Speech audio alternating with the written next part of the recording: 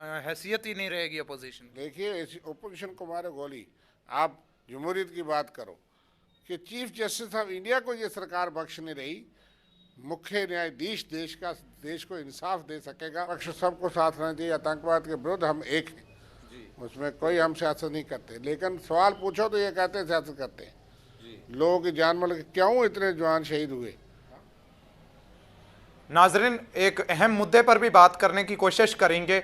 कांग्रेस के नायब सदर मेरे साथ मौजूद हैं, रविंदर जी, और ख़ास तौर पे इनसे ये जानने की कोशिश करेंगे सरहदों पर और ख़ास तौर पे पीर पंजाल के अंदर 5 नौजवान जो हैं, 5 जवानों को शहीद कर दिया गया है। रात को जो एक आतंकवाद दुर्घटना जो हुई है, वहाँ पे आर्मी की गाड़ी को निशाना बनाया। क्या कहेंगे? सबसे पहले आपका वेलकम। देखिए, बहुत ही दर्दनाक घटना है जी, बहुत दुखद है।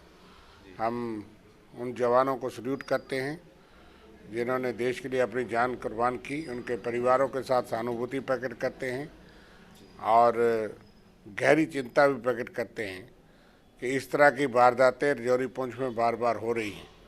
ये पहली वारदात नहीं है। कुकुरनाग के बाद रजौरी पुंछ इस साल पूरा हॉट रहा है। 1 जनवरी को ढांगरी के अंदर हत्याकांड हुआ, 7 जो है माइनॉरिटी हिंदू को मारा गया। उसके बाद आप देखिए कि मेंढर में आर्मी की सेना के उस पर एम्बुश करके उन्होंने घेर करके अटैक किया। उसके बाद कोटरंका में बहुत बड़ा हमला हुआ। इसी तरह से नारला में हमला हुआ। हमारे 2 जवान कैप्टन जो है वो शहीद हुए। और इसी तरह से आप देख लीजिए कि कितनी वारदातें इस 2 बॉर्डर डिस्ट्रिक्ट्स में इस साल के अंदर हुई है। मरकजी सरकार की तरफ से ये के करीब जवान शहीद हुए हैं, लोग भी शहीद हुए हैं। और कश्मीर वादी के अंदर भी सिलेक्टिव टारगेटिंग का काम जो है पिछले साल से शुरू है। 26 नवंबर 2021 से कश्मीर वादी में हमारा ही ब्लॉक प्रेसिडेंट जो सरपंच था डूरी कॉन्स्टिट्यूंसी में, उसको शहीद किया गया। उसके बाद कई कश्मीरी पंडित भाई जो वहाँ वादी में गए थे, कोई भी PRIs भी थे। सिलेक्टिव करके टारगेट के लिए हुई है। बाहर के जो लोग मजदूर 30-30 साल से 35-35 साल से कश्मीर में रह रहे थे, उसमें हिंदू और मुस्लिम भी थे, उनको शहीद किया गया। वहाँ पे जो माइनॉरिटी कम्युनिटी के मुलाजिम जम्मू के या कश्मीर पंडित थे जो 10-10 साल से वहाँ नौकरी कर रहे थे, वो भी टारगेट हुए। सरकार के दावे मेल नहीं खाते क्योंकि उन्होंने रूप और स्वरूप और तरीकाकार आतंकवाद का बदल दिया। इसका मतलब ये नहीं कि आतंकवाद कम हुआ। और रजौरी पुंछ को तो 31 दिसंबर को ऐलान किया गया कि जम्मू सूबा जो है वो आतंकवाद से सफाया हो गया। एक तो सेना के, पुलिस के और अपने इनके दावे नहीं मिलते। सेना के जो यहाँ पे चीफ है, उन्होंने कहा था कि 250 से 300 मिलिटेंट जो है वो एक्टिव हैं और पार सरहदों के पार अलग से बैठे हैं और ये अपने बयानबाजी करते रहते हैं और सारे देश को बताते हैं। पार्लियामेंट के अंदर भी वो पत्थरबाज के आंकड़े और बाकी आंकड़े बता करके कहते हैं कि आतंकवाद का खात्मा हो गया, सफाया हो गया, नॉर्मलसी हो गई। और उसके बाद चुनाव नहीं हो पाते, 5.5 साल हो गए, तो कहाँ मेल खाता है? इसलिए मगर लोगों की जान माल की सुरक्षा करना सरकार का दायित्व है। तो मैं कहता हूं कि जो विलेज मैकेनिज्म पिछली सरकारों ने बनाया था, उसको इन्होंने कमज़ोर कर दिया। आर्मी की पिकेट्स लोग मांगते हैं, जो वल्नर एरिया में रात को लोग सोते हैं तो डरते हैं। मुझे फ़ोन आते हैं अपने एरिया से। मैं परसों ही वहाँ उस एरिया से आया और आज की वारदात काल की सुनने के बाद मुझे भी दहशत है कि वहाँ कोई सिक्योरिटी तो हमारे पास पर्याप्त है नहीं। और जिन एरियो में हम घूमते हैं, कालाकोट जौन एरियो में, अपनी जान में जोखिम डाल करके घूमते हैं। और ये नहीं है, सारे विपक्ष सबको साथ रहना चाहिए। आतंकवाद के विरुद्ध हम एक हैं, उसमें कोई हम सियासत नहीं करते। लेकिन सवाल पूछो तो ये कहते हैं सियासत करते हैं। लोगों की जान माल क्यों इतने जवान शहीद हुए और क्यों इस तरह से वारदातें हो रही हैं? आप मानिए कि बड़ी चुनौती है और इसका मुकाबला करेंगे। पूछिए सुझाव सबसे। इसलिए आतंकवाद सिर्फ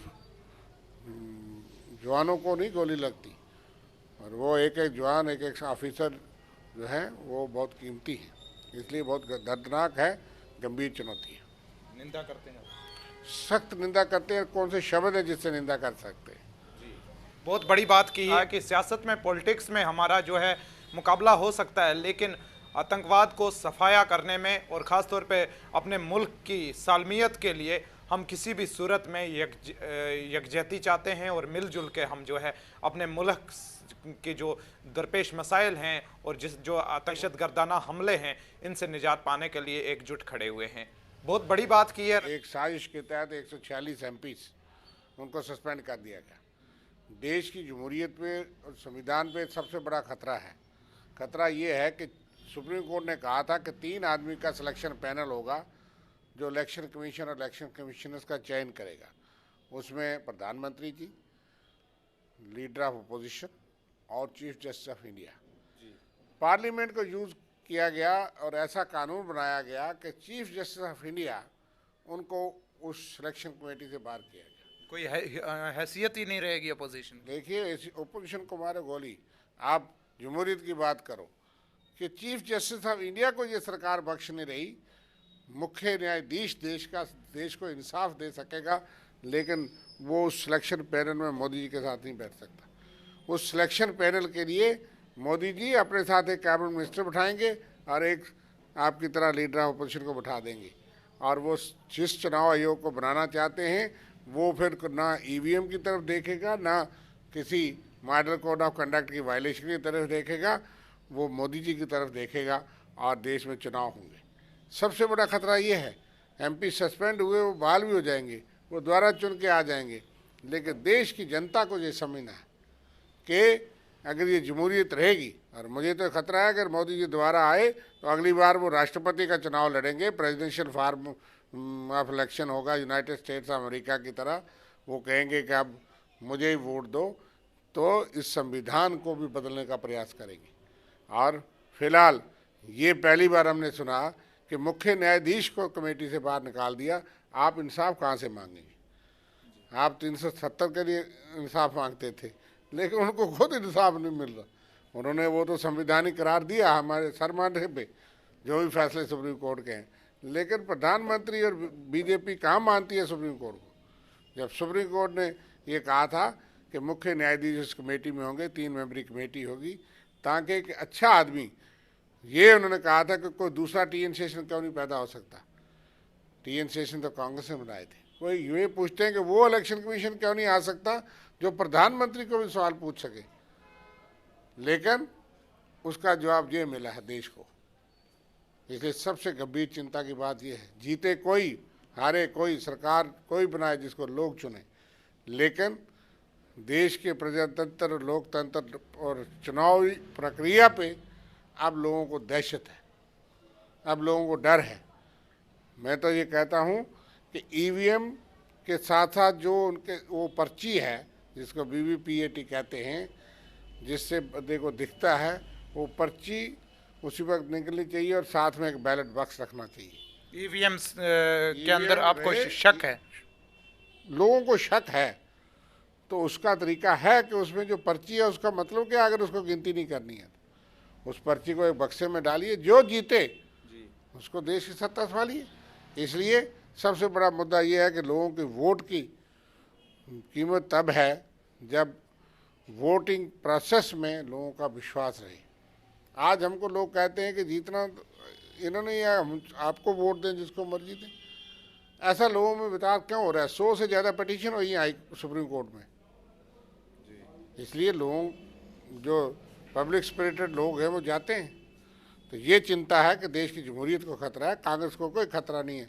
138 साल हमको हो गए और 138 साल में मौजूद हो गए, लेकिन कांग्रेस 5 साल आए ना आए, इंडिया अलायंस गठबंधन लड़ेगा, लेकिन ये खतरे की बात है। जी हाँ, बहुत बहुत शुक्रिया रविंदर जी, हमारे साथ बात कर रहे थे, आपने सुन लिया। नाजरीन, आप दीजिएगा अपने मेज़बान लतीफ़ रज़ा को इजाज़त। देखते रहें आसमान न्यूज़ नेटवर्क।